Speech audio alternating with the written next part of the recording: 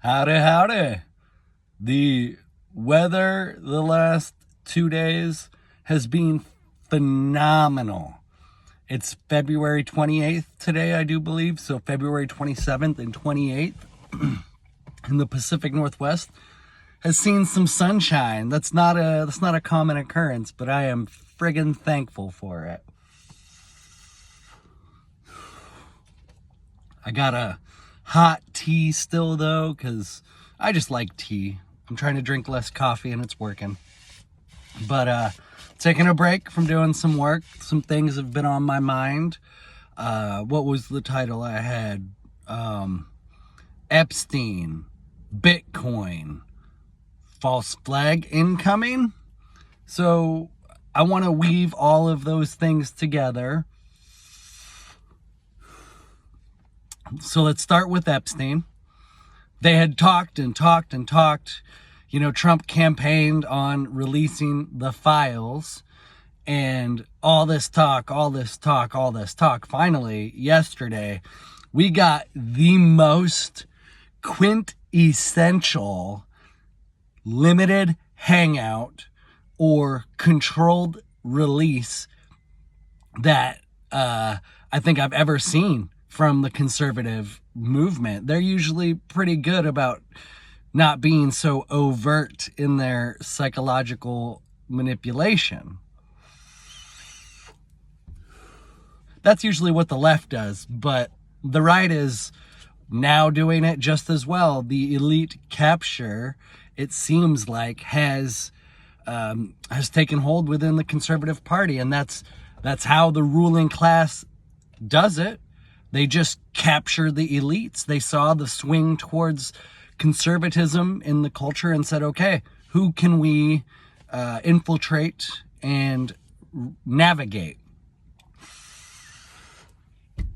From what I understand, a handful of maybe 5 influencers got binders of select Epstein material to be released. And all 5 of these influencers are all affiliated with the wellness company, I think, who is affiliated with Eric Prince, I think, the Blackwater guy. And so no revelatory information or nothing new has come out about Epstein. This whole thing is just part of the charades.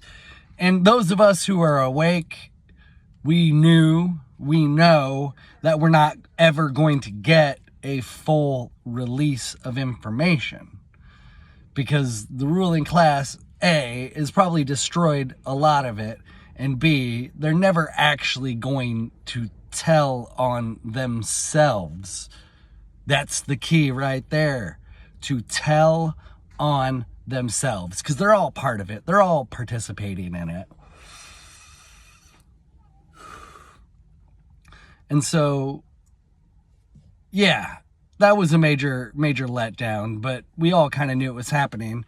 But of course, people are falling for it. A lot of the conservative people, because they can be brainwashed just like the left people, and it's fun to pick on the conservatives right now. Now, Bitcoin. What does that have to do with this?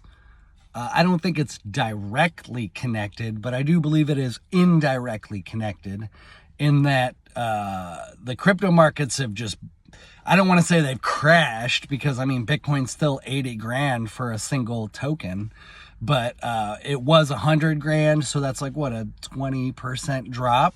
So that's significant. I own a little bit of Ethereum. It was $300. Now it's like $200 of Ethereum. I do think crypto is going to be a way to combat the dang fiat currency and the hyperinflation, and it will help us build parallel institutions away from the government. But the government's still trying to regulate and control it, and they're not entirely unsuccessful in their efforts, especially with there's been talk of the central bank digital currency, CBDC. I think Trump says he's against it, but it doesn't really matter what Trump wants or what he likes.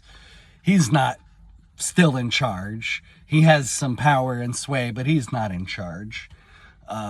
The combination of the crypto markets crashing with the fake Epstein release, all in conjunction with President Zelensky. I saw him meeting at the White House, and that was not a good exchange. Trump and Vance kind of just eviscerated him, and he made to me what sounded like threats. He made comments about how, although we have this ocean that separates us from the conflict, we will begin to feel the effects. And it just felt like such a threat. And now we have, apparently the talks did not go well. Zelensky's leaving early. Trump and Vance are just saying, you know what, we'll resume talks when Zelensky is more serious. So the ruling class has lost one of their biggest money laundering operations for the time being. Their two biggest, USAID and now the Ukraine war. So they're mad. The crypto markets are crashing. They want to maybe still deflect and distract from the crappy Epstein release that they gave us. So I wonder what kind of false flag could be on the horizon. When they want a distraction or redirection, it's so easy to just false flag it up. So like maybe, school shootings have, there haven't been as many lately. I wonder if there's one of those. I don't want to fear monger because I hope nothing big or major happens, but maybe a bomb. For some reason, my brain is saying that like a bomb might be in their cards, which would be sad. And I hope I'm wrong on that. I really hope I'm wrong there. But also, the economy has not recovered as quickly as a lot of people would have liked. I don't know what the heck Doge is doing if they cannot write a budget that